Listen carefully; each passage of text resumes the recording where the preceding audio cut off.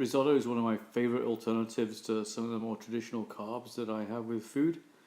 I make risotto with dried apricots, I make it with dried mushrooms. Bacon is always great with risotto as well, but today I'm making risotto with blue cheese and apple because that's what I had around. I make my risotto with arborio rice. It's a short-grained rice that really absorbs the moisture well. This is about a cup of arborio rice all ready to go. Blue cheese, love it. This is like half a cup of crumbled up blue cheese. And of course a couple of apples. I just happened to have these around. I had some blue cheese, so that's what I made risotto with. First thing I did was really roughly dice up the apple, took the core out, took some of the skin off. You can see some of the skin is still on there.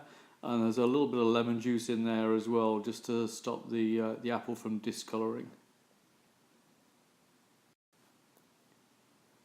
Today I'm using some chicken stock, but I've used wine as well, or a mixture of wine and stock. You could use straight water if you wanted to, but I like to use stock or wine or something like that as the liquid, and I've got a couple of cups there. Start off with a little bit of olive oil in the bottom of the pan and the arborio rice, and just kind of warm it up a little bit. Added a little bit of salt and pepper, and I think I squeezed in a clove of garlic in there as well, just to give it a bit more flavour.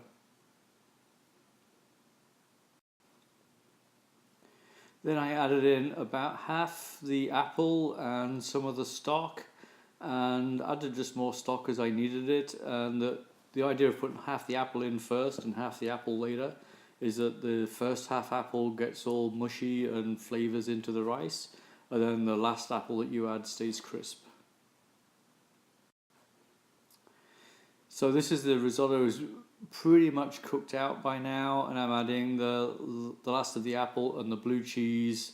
So the blue cheese will melt into the rice, and the last half of the apple will kind of stay crunchy, and you can see it's in pretty big chunks.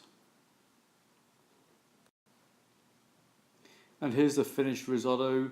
You can see it doesn't look brilliant, I have to admit, but it tastes fantastic, so you just got to give it a go. Here it is on the plate, looking pretty pathetic. I guess I could have dressed it up with a little bit of fresh herb, but well, on the plate on its own it doesn't look great. However,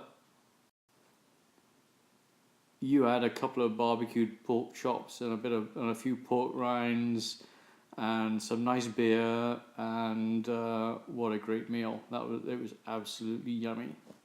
Hope you enjoyed this, and look out for more.